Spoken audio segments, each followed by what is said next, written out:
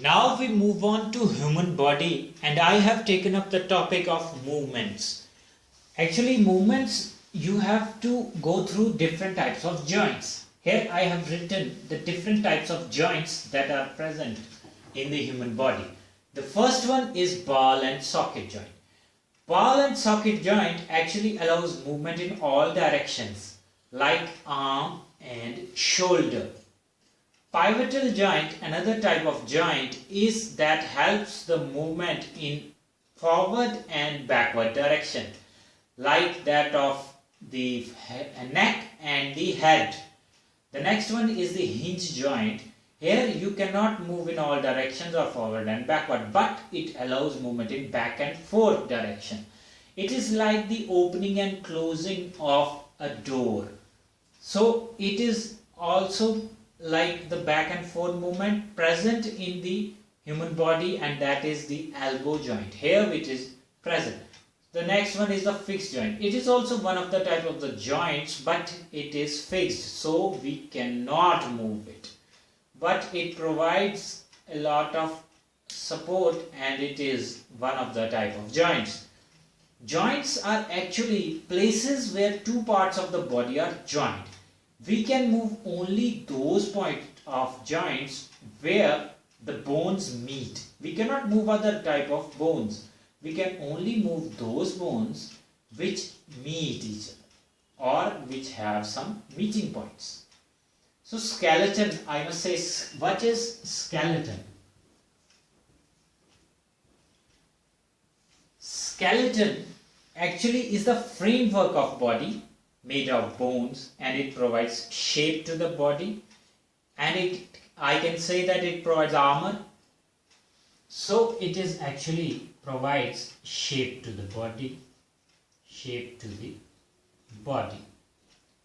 So we do have skeleton. It is the framework of the body. However, earthworm, you must remember this, that earthworm do not have bones. Earthworm is a creature which do not have any type of bone. Birds, how do they fly? Actually, bones of the birds are hollow and light. They are hollow, they are very much light. So the bones of the hind limbs, or you can say hands, are typical for walking and perching. The bony parts of forelimbs are modified as wings. So I must write down so that you can easily remember this point.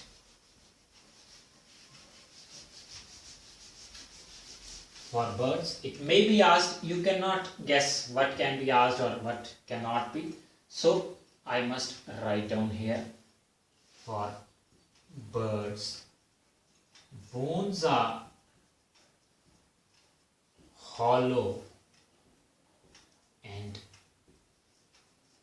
light. For the birds, the bones are hollow and light. The bones of hind limb are modified and are typical for walking and perching. Body parts of forelimbs are modified as wings. Wings are actually hind limbs. Hind limbs that are modified as wings.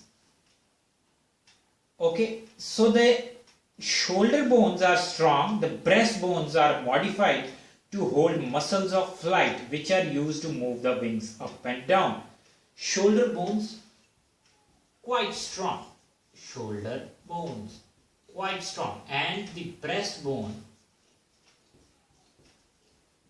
is the main here. So what is its function? The breastbones are actually provided to hold the muscles of flight which are used to move the wings up and down. So this section is over. Now we move a bit over for the fish. How do fish can swim so easily? Actually, fish have a streamlined body. Fishes have a streamlined body. The body is actually tapering at both the ends, front and back, are actually smaller than the middle portion. You can see that a fish is like this. So it is quite tapering here at both the ends. The middle portion is quite broader than front and the back. So it can easily move. It can easily move. Here we have the fins or this type or like that. So here it is both tapering at both the ends. The broader part is in the middle. So this provides a structure which can easily move. This shape actually allows water to flow easily and let the fish move easily. So actually streamlined body is also now being provided in different vehicles which are high speed vehicles, so that they provide more and more speed to the vehicles or automobiles. So this part is also over. So now we move to the nutrition part. After the movement part, here we now move to the nutrition part. Now we move on to the nutrition part. Actually, in human digestive system, nutrition is very much complex process. It involves the following steps. Following steps are actually required for digestion. First of all, we have ingestion.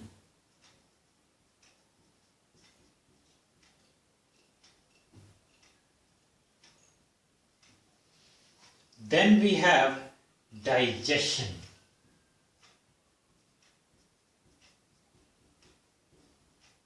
Another one, absorption. And assimilation. And last one is egestion, or you can say exit. Okay, so these are the main parts. Nutrition is very much complex. So these are the main parts, that is ingestion, digestion, absorption, assimilation and egestion. Okay, so first of all you must know what is the digestive tract. Digestive tract. This is also called as alimentary canal. Alimentary canal. Okay, it comprises of various components. It is divided into different parts. The first one is the buccal cavity. Buccal cavity. For simple understanding, you must say that it is mouth.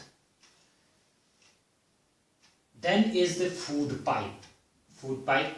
I have used such terms that are very much required. Not so much knowledge it is required, but you need to have awareness and you know everything. Food pipe, or it is also known in biology as esophagus.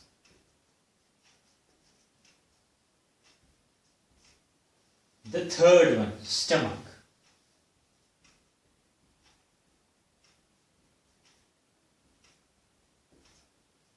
The fourth one, small intestine.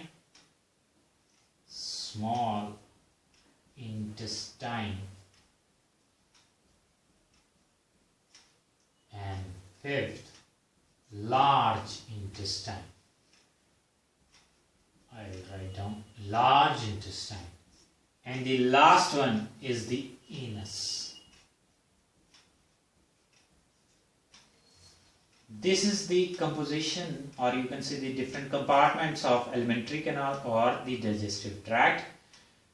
We have the buccal cavity, the food pipe or esophagus, the stomach, small intestine, large intestine, that ends in the rectum, and the last one is the anus.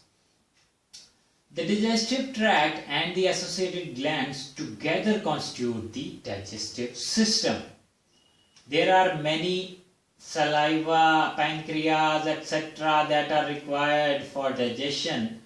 So we will discuss them one by one.